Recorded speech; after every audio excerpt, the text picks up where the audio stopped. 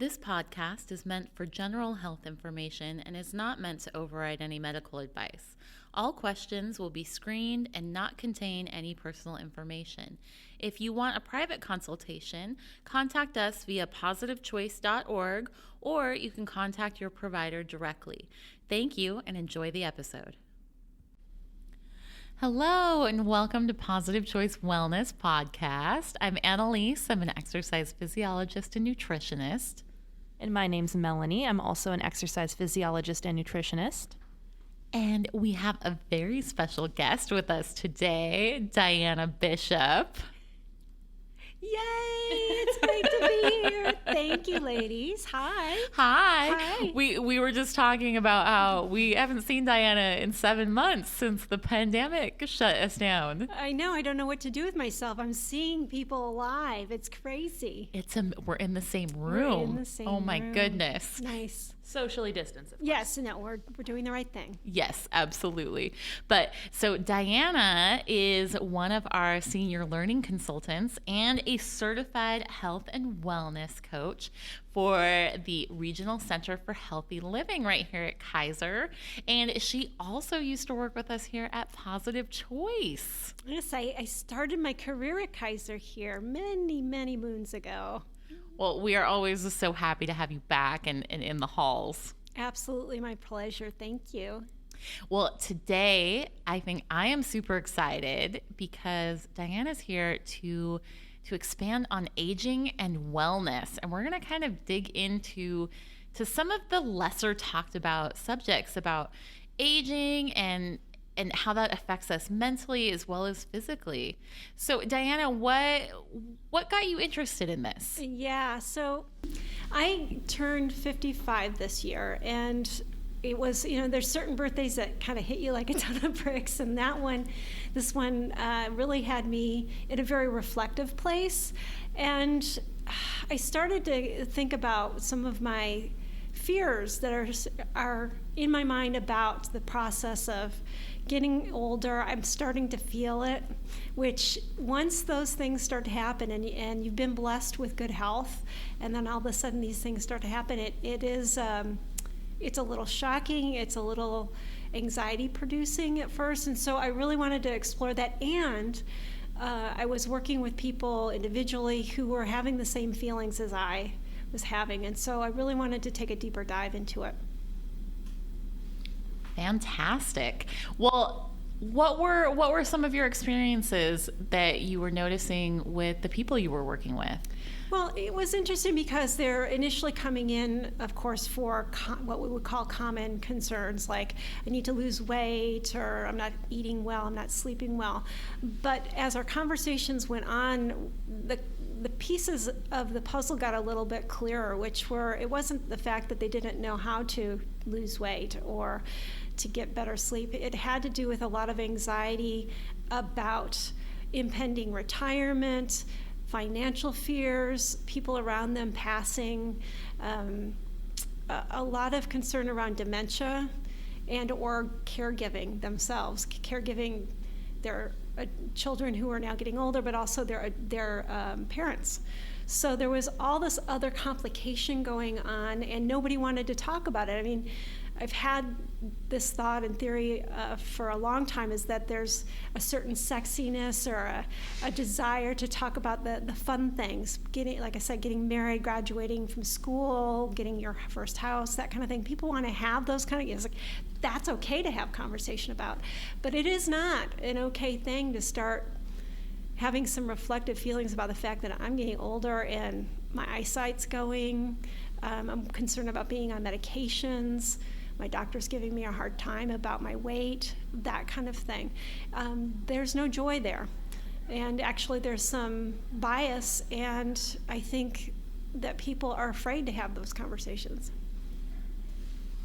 Absolutely. And when you're talking, I'm kind of thinking how that spreads into a lot of parts of our lives where we have to look at the reality of what we're facing versus kind of what we want to face. Mm-hmm. Yeah, and also, how did culturally we get into this? We've pigeonholed older people as slow, uninteresting. They irritate us on the road. There's a certain impatience that goes along with it, and I think the cultural dynamic that we see is really very frustrating as somebody who's now getting to be on the recipient side of that. There's certain assumptions when I walk into, let's say I go to Macy's to the cosmetic counter. When I was younger, I would have been right, that somebody would have come up to me right away, but usually now I'm a little bit, I'm not as seen, as visible anymore because I'm not young. So. Yeah, and it's interesting that you bring that up because I personally haven't experienced that yet, but I had a client of mine who's in one of my classes, and she had said to me one day, she's like, I appreciate you talking to me like a human being. And I was just like, oh my gosh.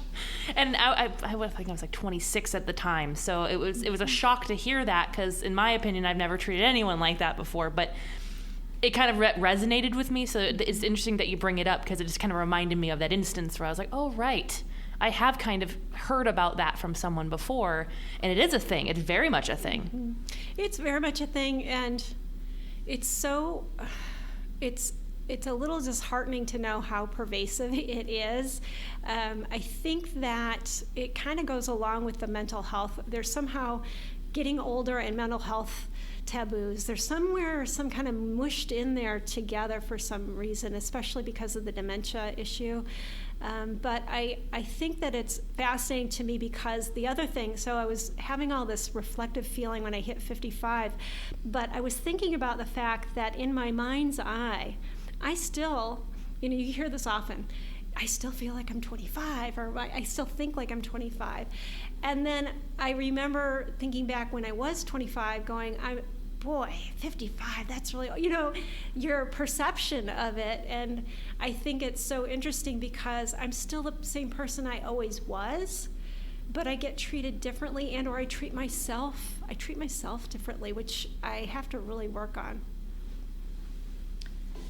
We were having this conversation right before about how we treat ourselves, and the idea that we have determined for our story is that as we get older, maybe pain starts erupting, maybe certain diseases start rearing their head, or some physical disability somewhere, and we start telling ourselves the story that is all just what happens, and this is just what life is. And I think that's one thing I run into a lot with my patients, with my clients, is they get stuck mentally, mm-hmm. thinking that losing wellness is just a part of aging. Mm-hmm.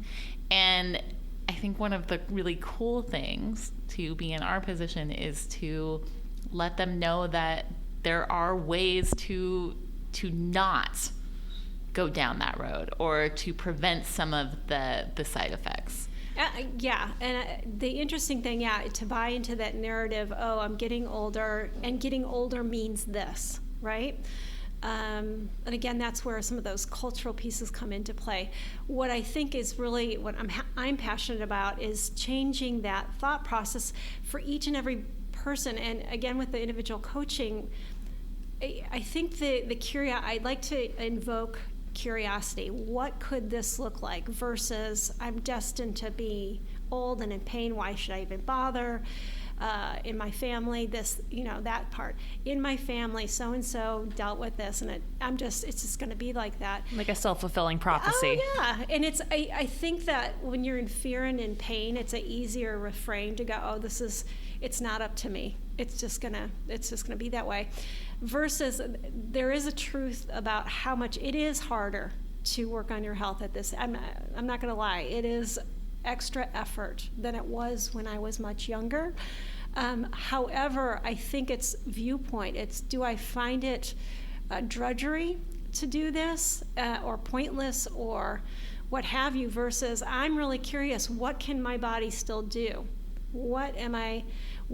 And the fact that I don't want to be a burden to my family. I want to be able to work well into my 70s and so on. What is that going to take, and can I make it interesting? So I guess then, as far as like mindset and stuff, what would be the beginning point of breaking that mindset to kind of make that change so you're not stuck in this, this is just the way it's going to be because that's just how it is? Where would we begin? I mean, if you're thinking that way, how do you convince someone not to think that way? I guess is the question I'm asking. Right. Well, we never can convince anybody. It's in a process using motivational interviewing, which you guys are very familiar with. You want to walk alongside someone's narrative and just pose curiosity and keep reflecting back. I hear that you're interested in this. However, I also hear you go with the ambiguity and decide, okay, well, if you would like to go this way, what might that look like? And can we play with that idea in small bits? So you break it down into smaller parts, and it's a trial. If you can get people to play with the fact that it's never going to look perfect, and to rethink their expectations. I think the expectation piece is really hard for people to maneuver around, but if you can, as I said, stimulate that sense of, wow, really when you challenge the thought process and the ambiguity, then they're a little bit more likely like, oh, well, I hadn't thought about it this way. Maybe I could try it, because it's not a matter of convincing. It's definitely a matter of them being able to maneuver in that ambiguity and then having faith in themselves to try. And what's interesting, there was a study that came out, I don't remember how many years ago now, I don't remember, I think it was a couple years ago, that they looked at older adults and their longevity based on how they were comparing themselves to other adults of the same age but of different physical ability.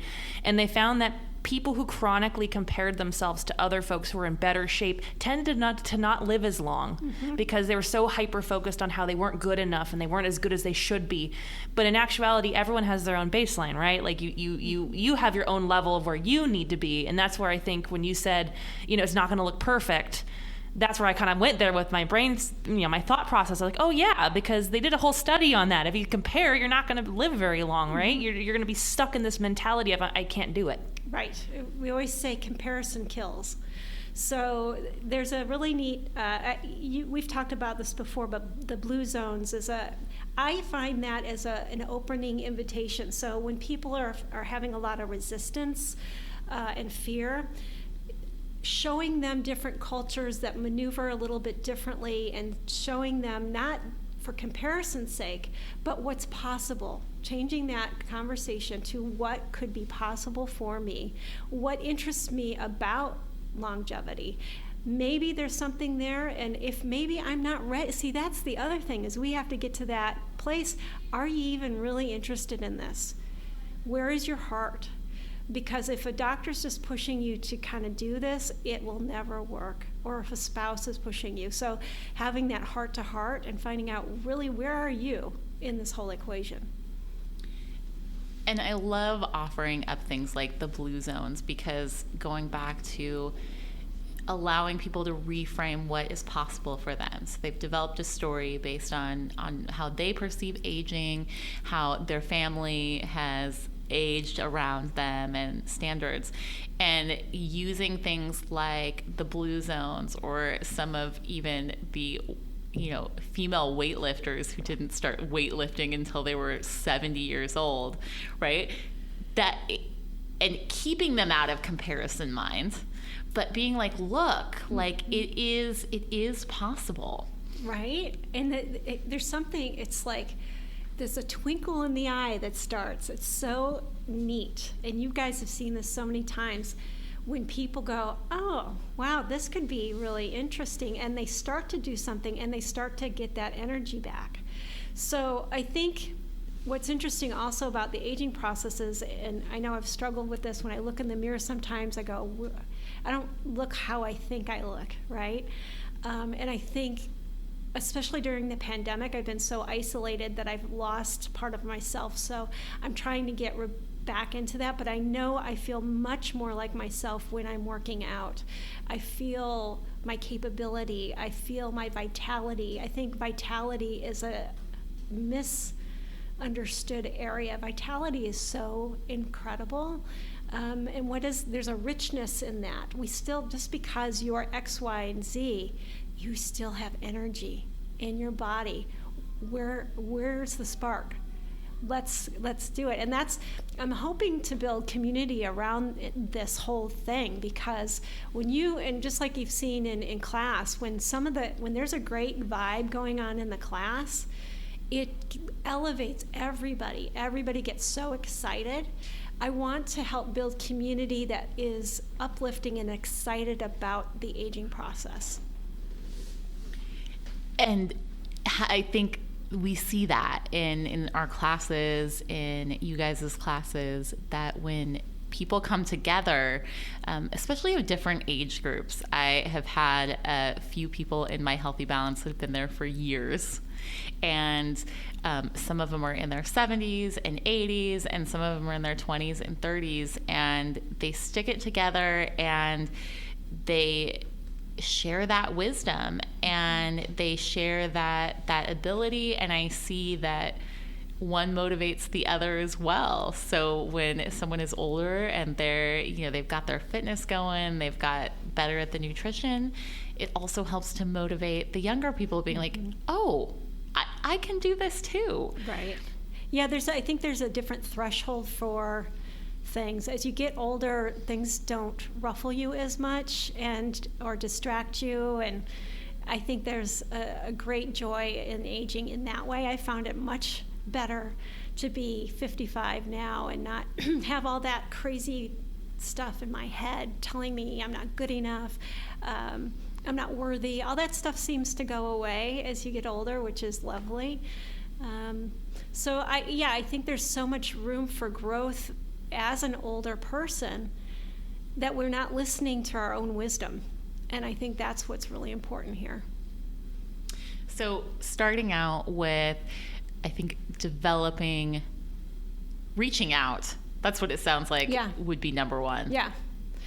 Reaching, I think, as I said, the pieces about health, if we can help reduce people's fear and belief system around that it's only going to be what you're destined to be on 7 medications and go to a nursing home. I think there's a lot of fear in people my age about having lost mobility and lost sanity.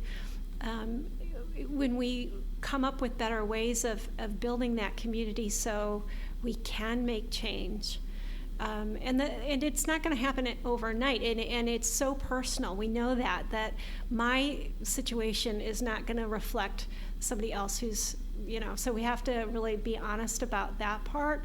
But I think that connecting and starting to assess and use resources better than we do, because a lot of people as they get older think, I know what I know, I don't need to get any help on that, whatever. No, that's a common thing I get a lot with people like, oh, I worked out when I was younger, I know what I'm doing, but then they don't do it. Right. Like they know it clearly, but they don't do it. Or they're doing it now. That's the other thing. I can't get away with doing what I used to do when I was younger. Push-ups are not happening now because I've got a repetitive injury issue. I can't do it that way anymore. But what can I do? Can I still get ripped? Yes, I can. I know I can. We all want to see a ripped Diana Bishop. Oh, yeah. She's like trying to flex right now, but there's no camera. But just pretend and envision that is awesome. Yeah. So, work what you got and find out what you got. I also am sort of interested in the Senior Olympics. So I think that it's like there's a whole world out there for challenge in a fun way. Aging should not be horrible. Let's have more fun, right? And start by meeting yourself where you're at. Right. Regardless of age, I always deal with that with my patients, because we get in our head, especially if we used to be an athlete and now we're dealing with injuries and we can't do the same things that we used to do. The story becomes, well, I used to run marathons and now I can't, so now I'm just destined to be unfit. But there is some magic to accepting that we are human beings, that we will be injured, that we will develop physical limitations, and that doesn't have to be the end of anything. And if you just have some kindness to yourself and be like, okay, so I have a repetitive injury in my elbow. Okay, I could either be bummed about that and then just sit around and eat my feelings about it, or Right. Or I to exercise and just avoid the things that aggravate that. Right. And I think paying attention, that's the other, is that not being in denial about my nutritional needs are different now. My hormone levels are different, for better or for worse. That's a huge issue for me that I still work on. And getting getting correct information. There are so much bad information about menopause or getting older, testosterone, low T. I mean, people don't want to talk about low T. It's a big deal for men. Men don't like to talk about it. I actually had some clients that would, when we talked about the lack of intimacy in a relationship, completely change. Well, I'm old now. I guess this is where we're at. This is the only thing that's going to happen. And when you have no joy in that, or the potential of how could I work this, again, people aren't going to be talking about sex easily, but it's on their minds. And so that's what I love about this podcast, is that we're hopefully opening up some conversation and having people go, well, I'm really interested in that as well. What do I want to do about it? And touching on these types of subjects when we look at, intimacy and things working the way that they should, right? For both men and women, sometimes we get these manifestations in our body, like, erectile dysfunction. And for a lot of people, that's a signal that there's something going on with their heart, right? But because we're not talking about it, and it could be that way for women too, sexual desire, lack of blood flow, that could absolutely be associated with other health problems. And I think that's the wonderful thing about talking about it, is it brings it to light, and it's okay, and getting the help that you need for where you're at. Exactly. And that sense of shame and depression that comes over you with, especially if you've been holding on to that for a really long time. I mean, it's hard enough to come to work on weight loss, I think, in general, to submit to the fact that, oh my gosh, I haven't been able to do this on my own, right? And then you add all these other possible issues onto it, and it's just not, again, it's not something that people easily want to open up about. And there's just this silent scream. We call it the silent scream, because you kind of shine on and say, oh, everything's fine, but it's not okay. And, why? Then it kind of gets really crazy in terms of quality of life. You're suffering, but why are you suffering? So that's what's been interesting about doing the individual coaching sessions, is because, to your point, somebody, like in the situation, I sat with somebody, looked them in the eye, and wanted to hear what they needed to say. And it was a completely safe environment, and I was not going to talk to them about weight. I was going to talk to them about whatever was on their mind. And that was the changer, the game changer. At the end of the day, it's not always about the weight. And I think a lot of physicians push it, but it's just because, you look at the BMI, oh, you're overweight, and that's the end of the story. And it's really your overall health and all the other factors that go into that. It's not solely just based upon weight, but being in our field where we are, that's the assumption. That's where we stand. Is it clear we're going to talk about my weight? No, that's not always the case, because you can be healthy and weigh 400 pounds. It just depends on what you're doing while you're 400 pounds. You can be really buff. Who knows? Right. But I think and even more so now because of COVID, this sense of absolute isolation. I mean, it's great that we've got some virtual things going on, but I know people are starving for attention and connection and conversation. And I think especially we see it in elder communities, that sense of isolation is just skyrocketing. And it's people are still, again, working a lot to their 70s and 80s. They're having to work to that for financial reasons, and they're just holding on. They're just barely holding on, praying that they're going to make it to retirement, right? But when you allow people to let's unite together in terms of wellness. I think that the neat thing is if we team people up with the diversity, then they inspire each other, and I think people would love to be a part of that kind of community. I think it's going to be a challenge for us because of COVID, but I think we need to invite much more of this. So what would you say would be a first step? So if someone is at home and they're kind of like, they're having a little light bulb moment of like, oh, well, maybe. What would be something that they could do? Well, I would, if they happen to be, well, it doesn't even matter if they're Kaiser, non-Kaiser, they can, I'm a big fan of wellness coaching by phone as a really neat next step. Kaiser happens to have wellness coaching by phone as an opportunity. If you don't have Kaiser, then you can actually, almost every health provider does have wellness coaching. You just go to the website and search for either telephonic or wellness coaching. The reason why I recommend that is at this point, because of COVID, it's probably the first and clearest step that they could take that is doable because it is remote, and that wellness coach would walk alongside them to hear what's going on and help them with next steps. So I think in terms of to answer your question, that would probably be a really nice natural step, is to have somebody to talk to in that way. The other would be also to talk to if your employer has an EAP or employee assistance program.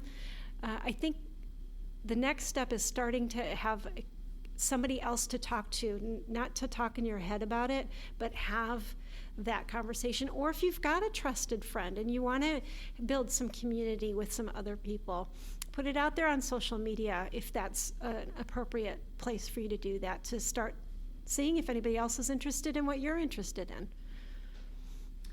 And you can find all kinds of groups. So I think one of the benefits of the fact that we've had this pandemic happen now is that we're all really connected virtually. And of course, there's plenty of population out there that is not. But if you are searching out and finding groups on Facebook that are touching on the same issues that you want to, or Meetup, which is a little bit challenging because we're not meeting up, but I think a lot of them have switched over to virtual platforms. So people are finding ways to connect and socialize around what their interests are as well. So to your point, that's how I actually, when I started to work out with you a couple years ago, I felt like really freaked out. I'm like, I'm over 50 and I'm trying to train for a half marathon and blah, blah, blah. And I found a running group for women over 50, and it was immediate. Like, I got some great tips on stuff I was dealing with. There's actually also a separate group on Facebook called Women Over 50. There's probably thousands of them. But I do want to suggest also, I think men are